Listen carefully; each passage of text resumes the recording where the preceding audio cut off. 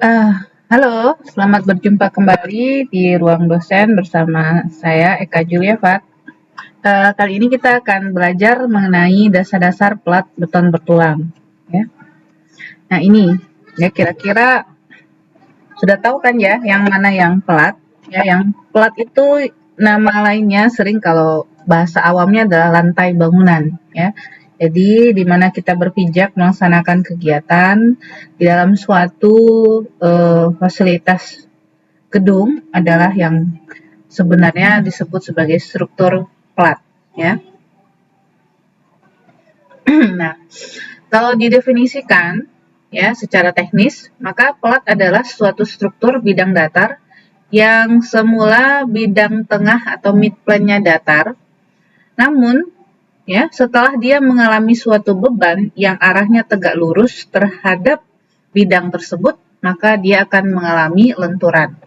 Nah, ini bisa kita lihat di gambar ini ya. Ini adalah suatu kontinum suatu plat ya dengan lebarnya adalah B ya, ini B, kemudian tebalnya adalah H. Plat ini kita berlakukan dia berada di dalam suatu sumbu koordinat ya kartesian di sumbu X dan sumbu Y. Umumnya ya daerah yang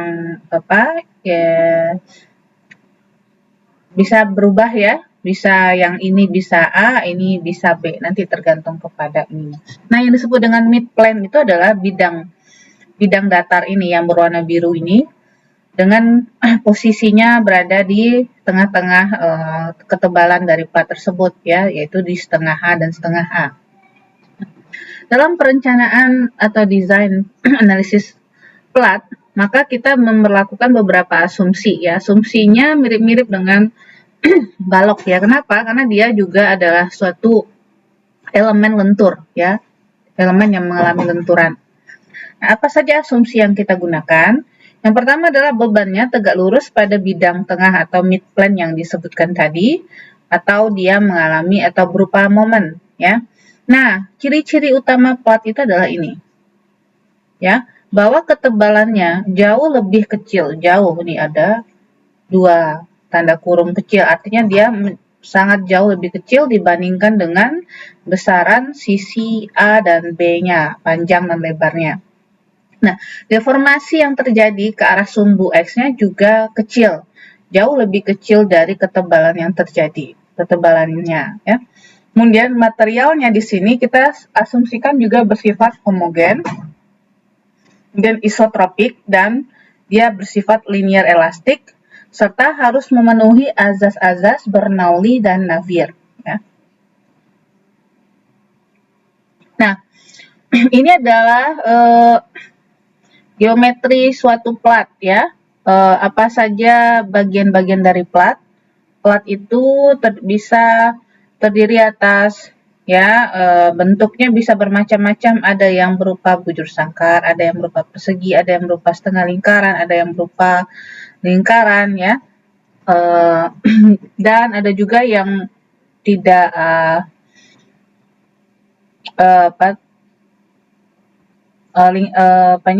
bentuknya tidak beraturan ya. Nah, ini adalah mengenai tumpuan ya, tumpuan plat berdasarkan tumpuannya itu terdiri atas bagian-bagian ya. Ada daerah yang tidak ada tumpuannya seperti ini ya, di bawahnya tidak ada apa-apa. Ini disebut tepi bebas.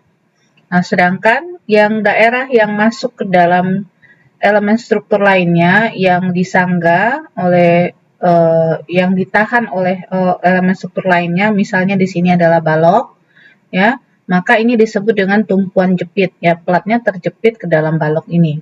Nah, sedangkan yang satu lagi itu dia disangga oleh sesuatu, misalnya dinding ya, namun ini hanya mampu menyangga beban berat dari plat di daerah tumpuan tersebut. Dia tidak mampu menahan plat jika dia bergerak secara horizontal. Nah, ini disebut sebagai tumpuan sederhana. atau istilahnya teknisnya adalah dia bersifat seperti tumpuan sendi atau roll. Jadi itulah jenis-jenis boundary condition ya atau tumpuan pada plat. Nah, sekarang bagaimana sih kita melakukan analisis pada struktur plat ini? Nah, ada dua jenis cara dalam melakukan analisis. Yang pertama adalah cara eksak atau analitis ya. Cara ini menuntut penyelesaian yang menggunakan persamaan diferensial. Ya, ini sangat matematis dengan memperhatikan syarat-syarat batas boundary condition-nya tadi. Hanya dapat dilakukan untuk keadaan yang sederhana. Ya, di mana bebannya merata, geometrinya sederhana, tumpuannya seragam, dan ini kurang sesuai untuk kebutuhan praktis di lapangan. Jadi ini mungkin lebih cocok ke arah apa? Kita melakukan research atau penelitian yang melibatkan plat ya, sehingga kalau misalnya kita melakukan penelitian eksperimental di laboratorium ataupun numerikal itu biasanya kondisinya harus dikontrol sedemikian rupa, dengan demikian dituntut dia lebih simple ya dibandingkan dengan kondisi aktual di lapangan atau pada bangunan yang sebenarnya. Nah, yang kedua adalah cara pendekatan. Nah, metode ini praktis digunakan untuk pelaksanaan perencanaan desain di lapangan ya. Nah, ini berdasarkan pada prinsip-prinsip virtual work dan tenaga potensial elastik minimum.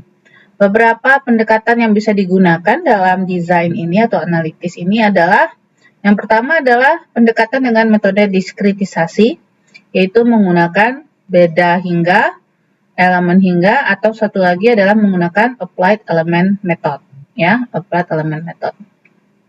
Yang kedua adalah metode pendekatan dengan fungsi pendekatan global ya, dan satu lagi adalah metode pendekatan berdasarkan teori plastis atau yield line theory. Nah, yang akan kita gunakan pada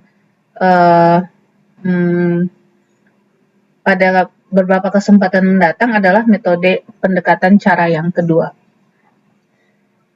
Nah, secara struktur, jenis-jenisnya dapat dibagi menjadi dua jenis, yaitu mengelompokkannya berdasarkan ini ya, jenis tumpuan, posisinya, dan bagaimana perbandingan ukuran sisi-sisi plat tersebut.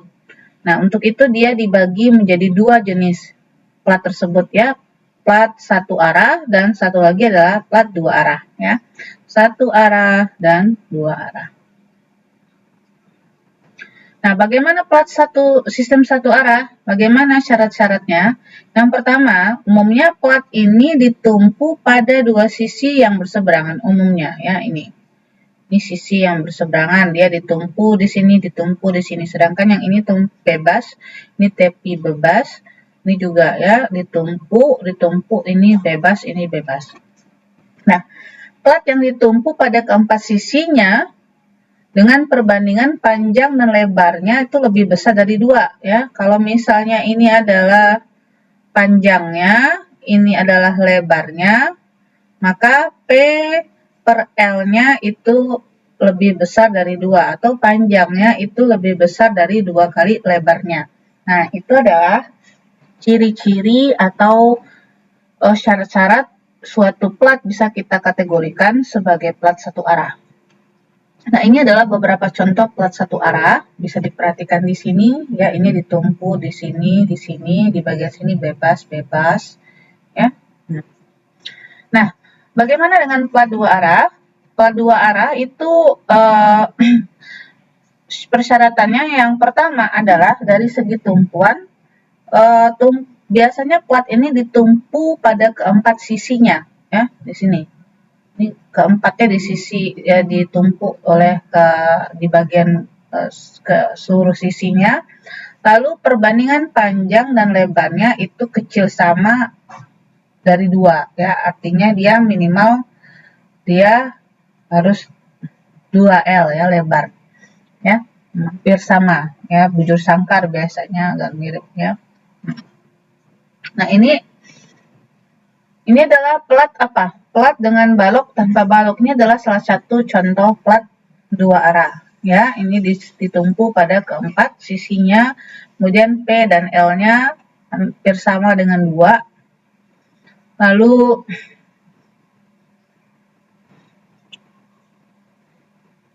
dan ini adalah yang ini adalah plat flat slab, ya, ini plat tanpa balok, ya. Di sini dia tidak memiliki balok pada ujung-ujungnya, tetapi tumpuan pada plat ini adalah tergantung kepada bagaimana platnya menumpu pada suatu kolom, ya. Jadi dia tumpuannya adalah pada kolom-kolom ini, di mana dia diperkuat di daerah ini dengan menggunakan yang disebut dengan shear head atau kepala geser, ya, yang terbuat dari plat baja.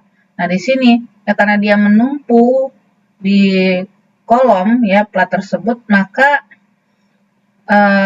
dia sebenarnya sangat rawan terhadap apa yang disebut dengan punching shear, ya, atau di daerah sini bisa terjadi kegagalan geser. Ya, di sini terjadi kegagalan geser.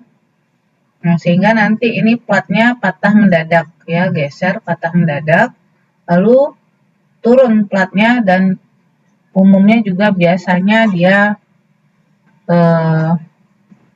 ini, ya,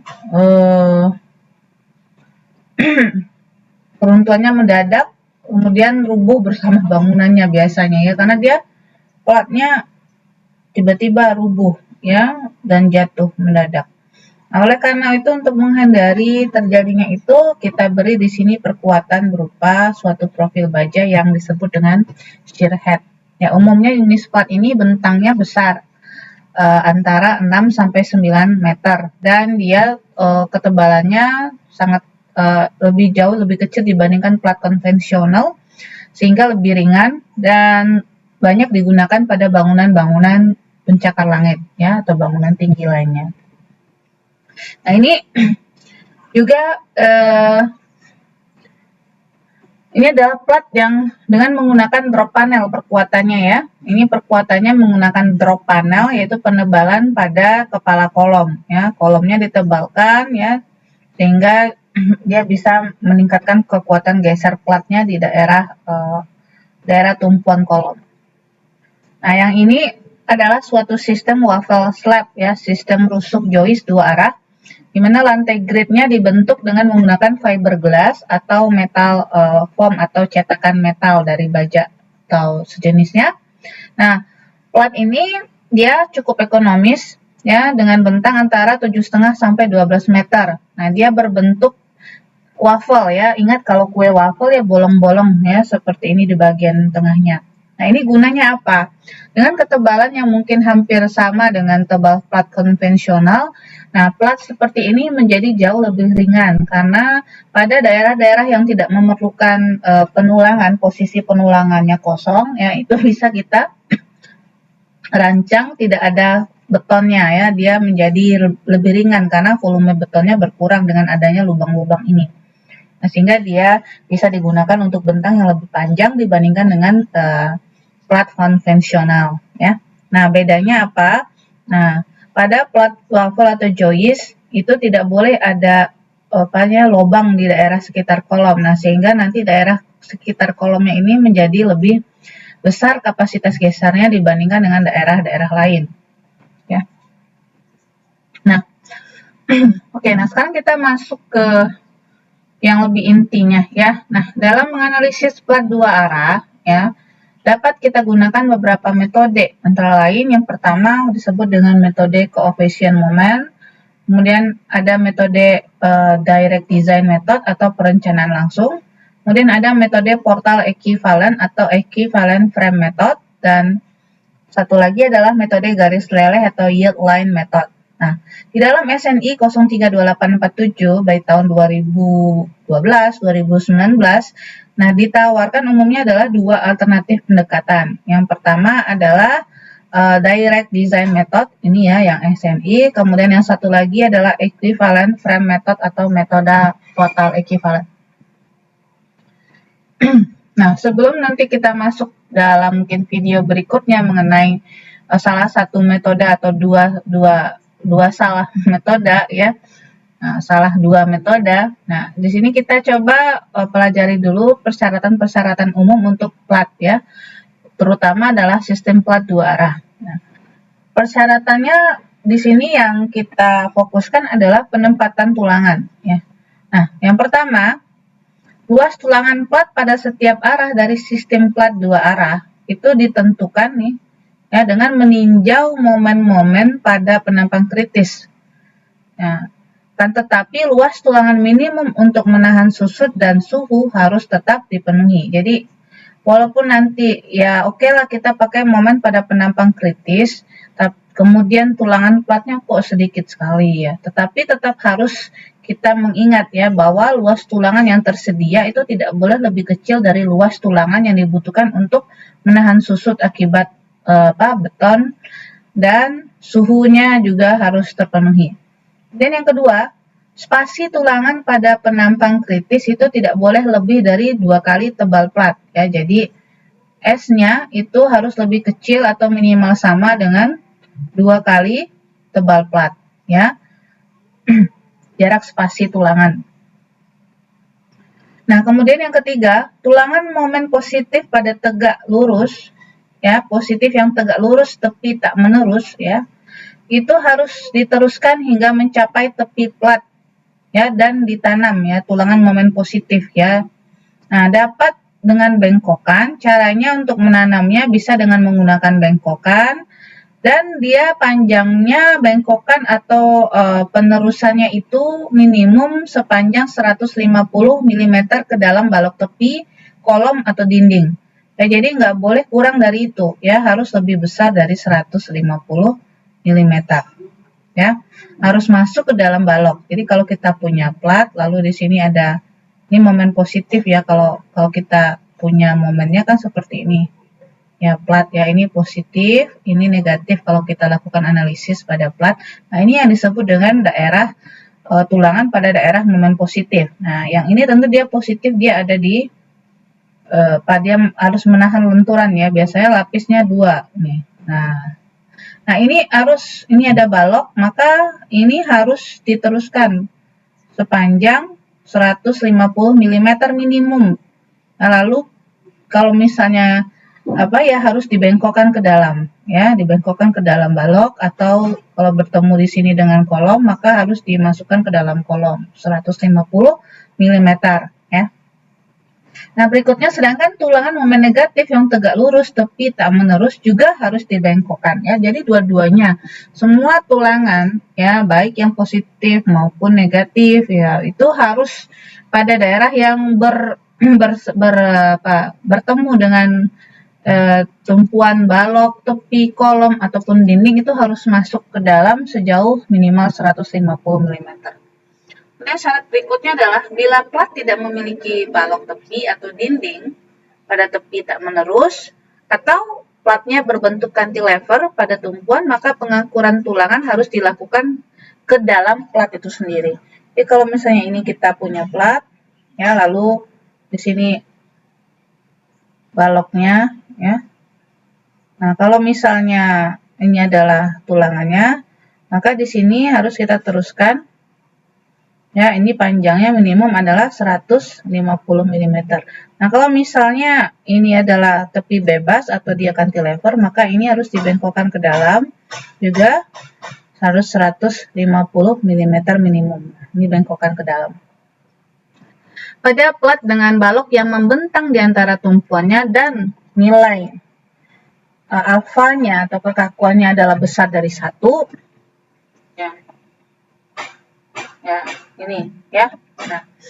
Nah, tebal minimum adalah 120 mm ya, tanpa penebalan, dan 100 mm dengan penebalan. Nah, ini adalah jenis-jenis tebal plat ya, dengan tanpa penebalan dan dengan penebalan. Nah, bagaimana perhitungan retaknya? Nah, perhitungan retaknya jika menggunakan SNI ya, bisa kita hitung dengan menggunakan persamaan ini. Dan ini adalah syarat-syarat untuk tulangan minimum suatu plat ya. Nah, untuk tulangan minimum plat adalah menurut SNI yang lebih baru, yaitu 1/4 akar bagi FY dikalikan dengan panjang plat lebar plat dikalikan D ya. D itu adalah tinggi efektif plat. Ya, BW-nya di sini adalah karena kita plat, maka nggak mungkin kalau platnya 7 lalu 7 juga ya. Ini biasanya diambil adalah per 1 meter panjang ya. Lalu AS minimumnya, luas tulangan minimumnya adalah kita bisa hitung dengan menggunakan persamaan ini, akar F Janssen dibagi 4 F yield ya, dikalikan BW dikalikan D. Nilai mana yang paling besar itulah yang kita gunakan. Nah, alternatif lain adalah AS minimum tidak perlu dicek lagi jika AS terpasang lebih besar dari 4/3 AS analisis ya, luas tulangan analisis. Kemudian analisis tulangan minimum tidak boleh kurang dari tulangan susut dan suhu seperti yang disampaikan tadi ya. Kemudian jarak antar tulangan itu juga minimal sama dengan 3 kali tebal plat ya. S-nya berarti harus lebih kecil atau minimal sama dengan 3 kali tebal plat atau lebih kecil atau sama dari 50 cm. Yang mana yang lebih kecil itu yang menentukan ya. Ini yang mana yang lebih kecil itu yang menentukan. Nah, kemudian bagaimana dengan tulangan maksimum? Kalau tadi kan berapa minimum penulangan yang harus kita sediakan, jaraknya berapa yang minimum yang harus kita sediakan. Nah, sedangkan yang ini adalah tulangan maksimum. Seperti halnya pada struktur dengan beban lentur lainnya, penulangan plat itu dirancang dengan memenuhi persyaratan ini, bahwa dia maksimumnya adalah 3/4 luas penampang kondisi seimbang ya. Ini sudah kita pelajari dulu ya di struktur beton ya. Struktur beton bertulang kita mengenal yang disebut dengan AS balan ya, atau luas tulangan seimbang. Nah, berikutnya tadi kita menyinggung mengenai tulangan suhu ya. Tulangan suhu untuk sistem plat satu arah dulu ya. Untuk sistem plat satu arah, tulangan lentur terpasang hanya pada satu arah saja. Nah, yang ini tulangannya harus dipasang tulangan susut dan suhu pada arah tegak lurus tulangan lentur tersebut.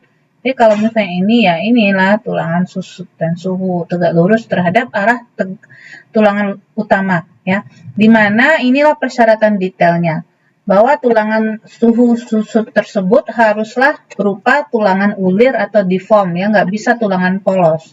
Dengan mutunya minimum 300 megapascal ya, di mana luas tulangannya yang harus disediakan adalah minimum 0,2% dari luas beton yang disediakan per 1 meter ya. Ini selalu ya, kalau untuk tulangan kita merancangnya per 1 meter ya. Jadi kalau hanya adalah misalnya 12 cm ya, atau berarti 0,12 meter, maka ini 1 meter, ini berarti luasan AC-nya adalah 0,12 meter persegi, maka AS tulangan susut suhunya adalah 0,002 dikali 0,12 meter persegi atau ya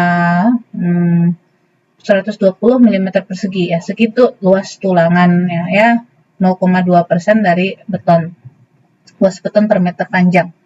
Nah, dengan tulangan ulir deform atau jaring tulangan mutu minimal 400. Nah, kalau pakai jaring tulangan ya, wire mesh, maka ini syarat susut suhu yang harus kita sediakan. Ini sekitar berapa ini ya? 0,18% ya dari beton, luasan penampang beton per 1 meter persegi ya. Nah, kemudian dengan tulangan ya, jika kita pakai tulangan yang mutunya lebih besar dari 400 megapascal dan kemudian regangan lelehnya itu adalah 0,35% atau 0,0035, maka luas tulangan susut dan suhunya kita ambil dengan menggunakan persamaan ini ya, bahwa 0,0018 dikalikan 400 kemudian dibagi dengan F yield yang kita pakai, lalu dikali dengan luas tulangan ya, luas beton, luas AC ya, luas beton per 1 meter. Nah, selanjutnya apa? Jarak spasi antara spasi tulangan susut dan suhu yang kita pakai itu lebih besar ya dari tulangan utama, ya 5 kali tebal plat atau 50 cm, yang mana yang lebih kecil itu yang dipakai untuk spasi tulangan. Ya, semakin kecil spasi tulangan biasanya semakin baik, tapi juga tidak boleh terlalu kecil. Ya, ada batasan juga jaraknya. Oke, saya rasa pengenalan untuk pelat cukup sampai di sini. Kita akan lanjutkan dengan video mengenai perencanaan langsung ya atau direct design method ya. Sampai ketemu lagi. Assalamualaikum warahmatullahi wabarakatuh.